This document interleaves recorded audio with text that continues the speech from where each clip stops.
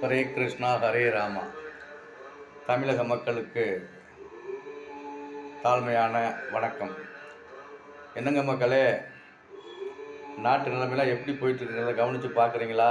இது சாதாரண மனுஷங்க செய்கிற வேலை கிடையாது, கிரக நிலைகள் செய்கிற வேலை. நவகிரகங்கள் தங்களின் கடமையை சரிவர செய்ய துணிந்து விட்டது.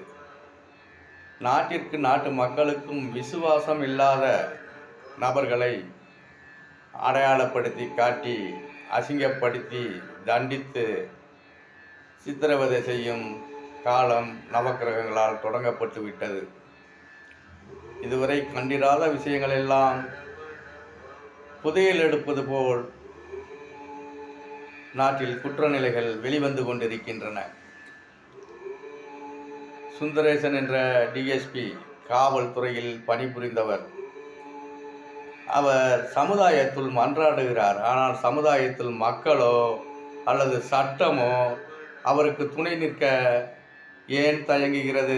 அரசும் கூட தயங்குகிறது.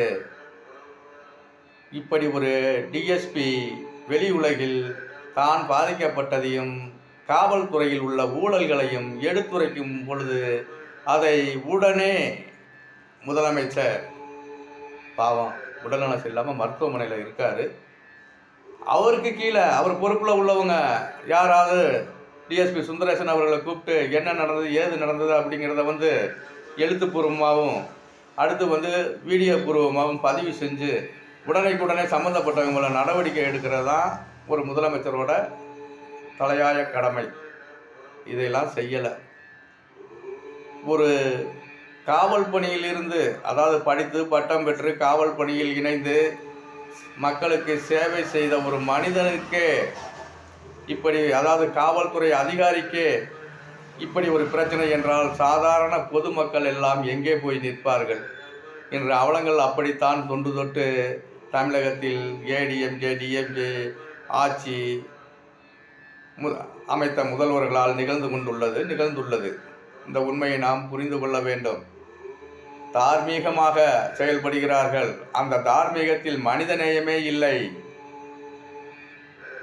பெரிய நிலையில் சமூகத்திற்கு அவலத்தை உருவாக்குகிறார்கள். தடியெடுத்தவனெல்லாம் தண்டக்காரன். இன்று தடியெடுத்தவன் யார் என்றால் திமுக காரங்க பூராமே இன்னைக்கு நாங்கள் தாண்டா நீதிபதி, நாங்கள் தாண்டா போலீஸு, நாங்கள் தாண்டா ரவுடி அப்படிங்கிற எல்லா நிலையும், அதாவது மினிஸ்டர்லேருந்து அமைச்சர்கள், எம்எல்ஏ, தொண்டர்கள், இன்னும் பல முக்கிய பொறுப்பில் உள்ள திமுக காரங்க பூராமே இதைத்தான் தொடர்ந்து செஞ்சுக்கிட்டு இருக்காங்க. ஆண் பெண் பாகுபாடின்றி திமுகவில் உள்ள பெண்களும் ரவுடித்தனம் பண்ணிக்கிட்டு தான் இருக்காங்க, சண்டித்தனம் பண்ணிக்கிட்டு இருக்காங்க, சட்டத்தை எதிர்த்துக்கிட்டு தான் இருக்காங்க. அவங்கெல்லாம் சரித்திரம் தெரியாத மூடர்கள், சரித்திரத்தை அளந்து வராதவர்கள். அவர்கள் எல்லாம் தங்களை காத்துக்கொண்டு தங்களை சார்ந்தவர்களை காத்துக்கொண்டு இன்புற்று வாழ வேண்டும் என்ற நோக்கத்தில் உள்ளவர்களே தவிர அவர்கள் சமுதாயத்திற்காக உழைப்போம் என்ற நோக்கத்தில் உள்ளவர்கள் அல்ல. சமுதாயத்தை பேணி காக்க வேண்டிய ஒவ்வொரு அரசும் சமுதாயத்தை சீர்கெடுத்துத்தான் வந்துள்ளது இதுவரை. இந்த உண்மையை நாம் நன்றாக புரிந்து கொள்ள வேண்டும். அடுத்து தர்மசாலா பிரச்சனையெல்லாம் பெரிய கொடூரமான நிலை. உலகரங்கில் எங்குமே நிகழாத நிலையாகத்தான் மக்களாகிய நாம் பார்த்தாக வேண்டும். தர்மசாலாவில் பெண்களை பாலியல் பலாத்காரம், சித்திரவதை செய்து பாலியல் பலாத்காரம் செய்து உடல் உறுப்புகளை திருடி விற்று சம்பாதித்து வாழ்ந்து வந்துள்ளார்கள்.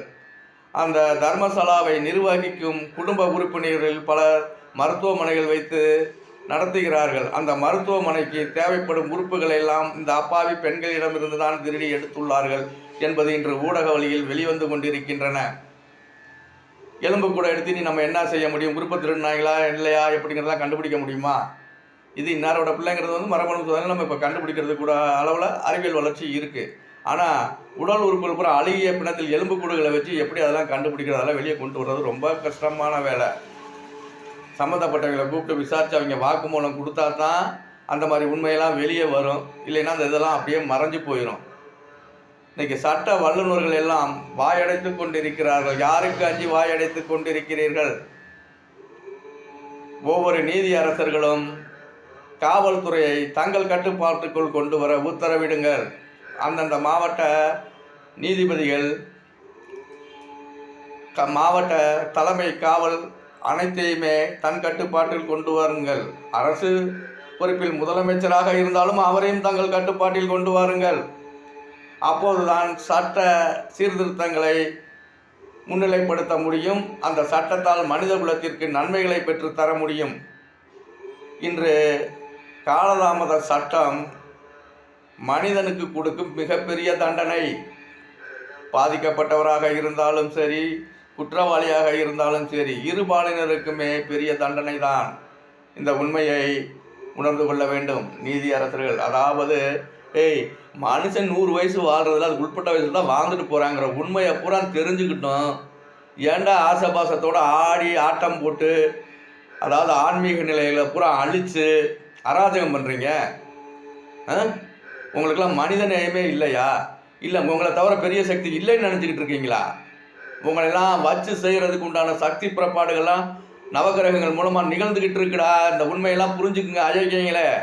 நாட்டில் அது யாராக இருந்தாலும் சரி, நான் சொல்கிறது அது அரசமைச்சவனாக இருந்தாலும் சரி, இல்லை தனியாரில் இருந்துக்கிட்டு இருக்கவனாலும் சரி, யாராக இருந்தாலும் சரி, அயோக்கியத்தனம் செஞ்சீங்கன்னா இன்றைய காலகட்டத்தில் உங்களுக்கு மிகப்பெரிய தண்டனை நிச்சயம்.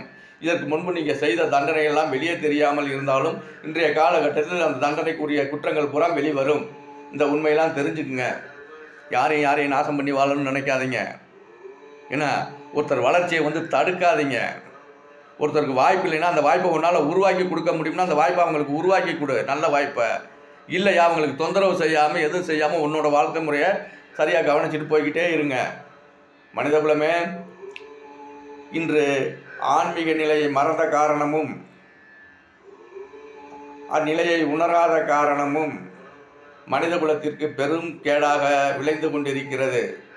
கடந்த 70-80 ஆண்டுகளாக அந்த நிலையை எல்லாம் மாற்றி அமைக்க வேண்டியது நன்மையை மட்டும் விரும்பும், நன்மையை மட்டும் செய்ய நாடும் மனிதகுலம் ஒன்றிணைய வேண்டும். தீயவர்களை விட்டு விலகுங்கள்.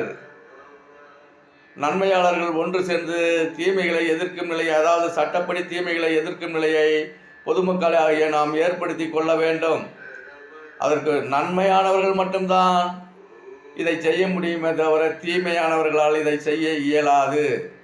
தீமையானவன் செய்தால் தீமையைத்தான் தொடர்ந்து செல்வான். தீமையானவன் எப்படி நன்மையை செய்வான்?